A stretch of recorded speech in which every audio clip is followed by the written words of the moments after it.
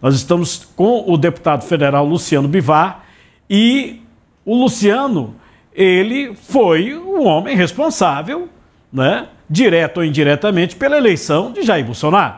Por quê? Porque o partido que o Bolsonaro utilizou para se eleger para a presidência da República foi o partido dele, que na época era o PSL, não é isso, Luciano? Como é que ele chegou para você e falou: Luciano, pelo amor de Deus, estou sem partido?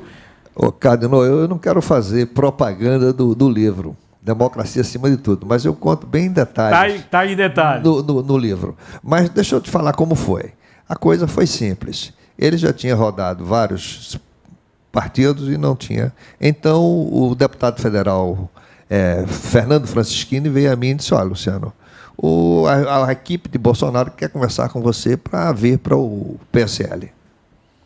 E eu empurrando aquilo, porque a gente tinha um outro projeto que era o Livres. Foi um movimento que nós criamos.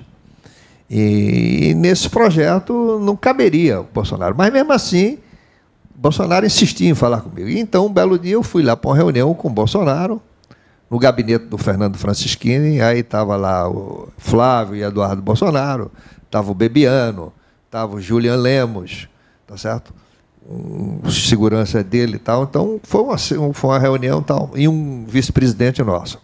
Então, nessa reunião, eu disse: olha, você já está com 13% da pesquisa. Você vir para a União Brasil, eu acho que não está fazendo... Que na época era PSL. PSL. Você vir para o PSL não é grande coisa, porque você... Eu só tenho 14 milhões em conta, o partido. Para uma campanha presidencial, isso não é nada. E você precisa de um partido grande que possa regimentar dinheiro. E falei essas coisas todas. Quando acabou a reunião, que eu chego no final da sala, eu escrevo isso no livro, ele gritou lá do fundo, disse: Bivar, me diz uma coisa, se eu não encontrar nenhum partido, o PSL pode ser meu paraquedas? Eu digo: sim. Saí. Mal sabia que aquele sim... Ele te pegou na palavra. Que ele me pegou na balança. Quando eu fui almoçar, o Francischini ligou para mim e disse: olha, ele não quer mais procurar partido nenhum, ele quer vir para o PSL. Aí fez uns elogios a mim e tal, que não cabe aqui eu comentar. Mas eu disse: olha, mas eu tenho um comprometimento do Movimento Livres. E tinha agendado uma reunião futura, antecipei a reunião para 3 de janeiro de 2008. Eu disse: olha, a gente precisa urgente, 2018. Precisa urgente a gente resolver esse negócio. Aí veio aqui a Recife, vieram vários deputados federais, que era do PSDB na época, inclusive Daniel Coelho também, que era do PSDB, o menino da Paraíba, Cunha. O Bolsonaro foi?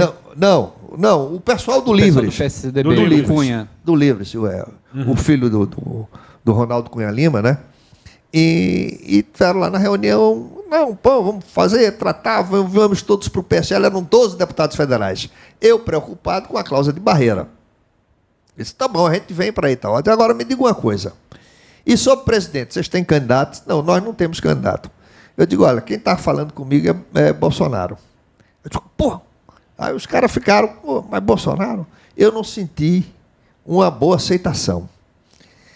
Não senti uma boa aceitação, e eles disseram: ó, então vocês têm que decidir. Agora, nessa reunião, eu disse: não, mas agora a gente não pode, porque 90% que está aqui, estava aquele Kim Kataguiri também, embora ele não era deputado federal, mas queria ser candidato, o governo Alckmin pode retaliar a gente. Eu digo: se vai retaliar hoje, em janeiro, vai retaliar em março. Então, a reunião terminou inconclusiva. Quando eu chego em casa, recebo um telefonema do Julian Lemos. Disse: olha, Bolsonaro quer ir aí visitar você, quer conversar com você e quer ir aí de todo jeito. Tal. Eu disse: olha, eu vou a Brasília. Não, amanhã a gente vai aí. 10 minutos depois, já conseguimos lugares no avião. Não era um avião privado, era um avião. E vieram para cá. Tem até as fotos no livro todo. Bom, aí, quando estava no livro, ele disse: bom, aí ele disse lá na imprensa logo nacional, 99% estou no PSL. Aí o livro dá uma nota, dizendo que ele era um cara com tendências ditatoriais, não sei o quê. Não sei, e os caras me tratavam com tanto carinho, tanto respeito e tal, que eu fiquei indignado com livres de fazer aquela nota sem me consultar. Aí eu disse, não, Bolsonaro é bem-vindo ao partido. E oxalá em março ele esteja oficialmente dentro do partido. Aí o pessoal do livro desapareceu e Bolsonaro entrou no partido e em março realmente ele fez a filiação, que era o prazo eleitoral de ele sair do partido dele e se filiar. E assim ele veio para o nosso partido. E se elegeu sem dinheiro, né? E se elegeu sem dinheiro. Sem televisão. Agora, sem dinheiro, diga-se de passagem, onde ele ia, tudo era bancado. Todo mundo pagava para ele. Todo mundo pagava para ele. Tem um ex-deputado federal, Heitor Freire, que disse que ele dormia na casa dele. Quer dizer, pagava o jantar, o almoço, tudo, entendeu? E de noite alugava lá um negócio para ele fazer palestra. E o grande palanque dele, que era nos aeroportos, que ele anunciava que tal dia chegava no aeroporto. Aí botavam ele nas costas e saíam andando fazendo propaganda. Então era uma coisa bem populista. E assim é a democracia. E eu achava fantástico. Mas depois de um ano que ele prometeu, não, vou fazer uma emenda para o presidente só se eleger 4 anos, depois tem que ser outro. A alternância de poder. Depois que ele chegou lá, já não era mais aquilo.